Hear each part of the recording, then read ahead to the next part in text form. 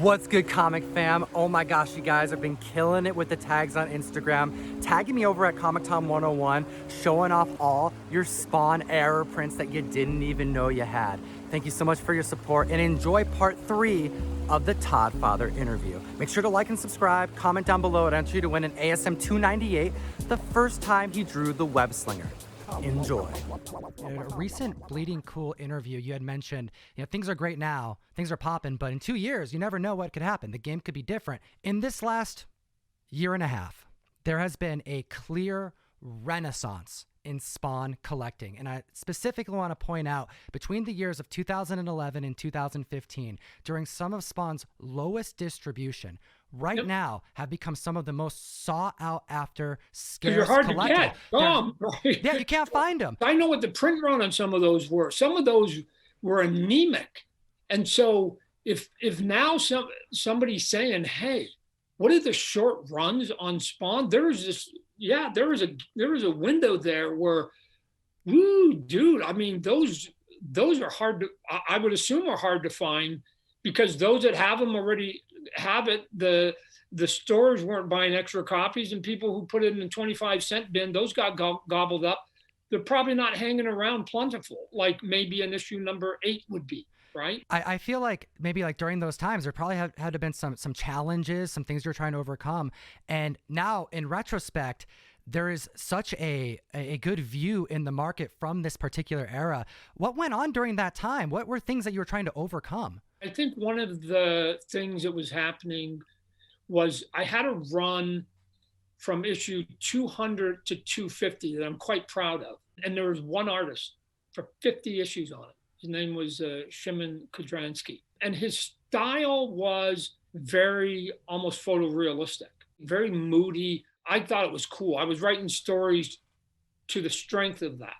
But it meant that I had to do this really sort of down-to-earth, grounded story because everything looked so real. The fan base had been, I guess, raised on like Spawn to them as, Todd and Greg Capullo and big macho stuff. And so I didn't really give him the opportunity to shine and do some of the things. So I ran into it a little bit with Jason Sean Alexander. He's got this really cool, gritty, almost horror look. And he's a magnificent artist. But I don't think people started paying attention to him. So I started putting in Overkill or the Clown or some characters that they recognized. And then he got to do his version of sort of the Rogues Gallery. And then it was like, oh my God, that Jason's a good artist. When he was just doing a story about like just the dark side of human nature, although it was brilliant, they're like, where's the blow up? We need the ray guns. And so, probably it's not an accident that sales have also gone up at the same time that I've been doing a little bit more superhero kind of storytelling in it. Since we're on that subject of realism, I can't help but bring up a new artist that you have on your roster. His name is Bjorn Berens.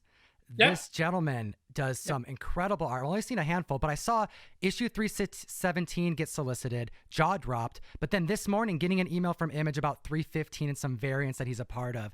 I got to know, like, what goes into the quest of finding talent for your flagship titles? A little bit of dumb luck and seeing if people are interested. I usually find them, in all honesty, just scouring through something like ArtStation or Instagram. No kidding. I just go through Instagram and then I just go, hey, this is Todd McFarlane. You'd be interested in doing a Spawn cover? I think your stuff rocks. And then they either say yes or no. In Bjorn's instance, not only did he say yes, but he was looking for some steady work. And oh, by the way he works, it's bizarre. He sculpts those figures first. No then way. He puts them, then he photographs them, and then he paints them.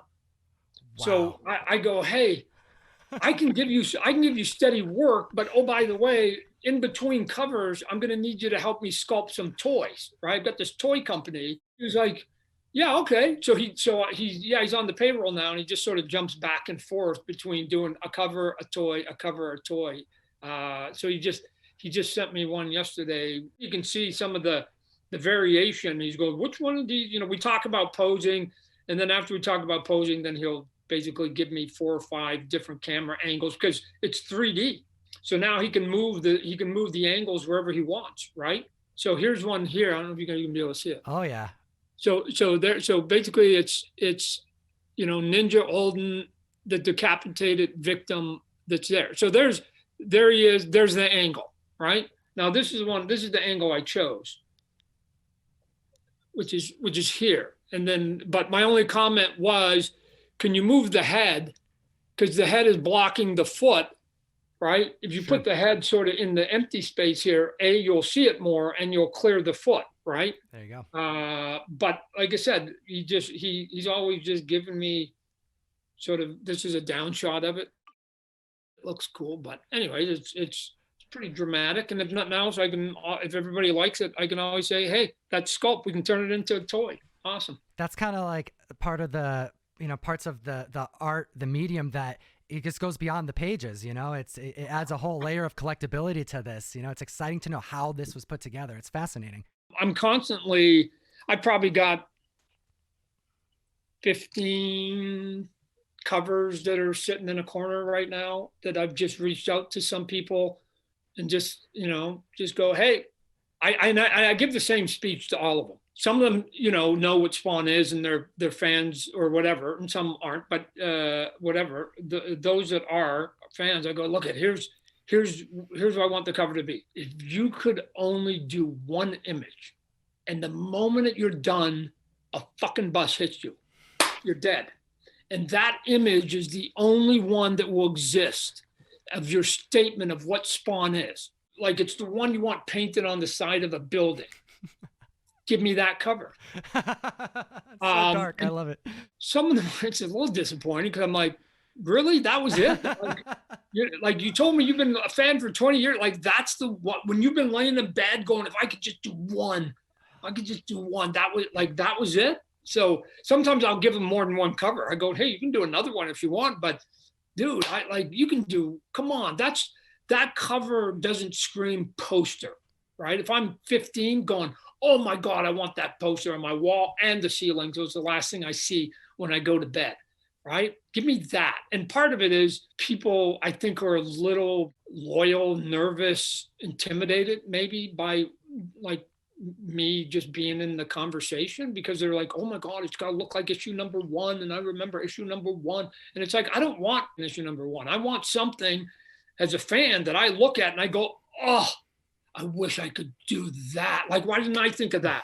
Oh my God, I created the character. I've been doing it for 30 years and I hadn't thought of that. That's awesome. That's the image and the confidence I want out of them. And some rise to the occasion. Others just need a little bit of a kick in the pants and they eventually get there. Seeking that kind of spice on a cover or even thing to include in a narrative that's just going to cause a comic to spike and get hot. You mentioned Ninja Spawn.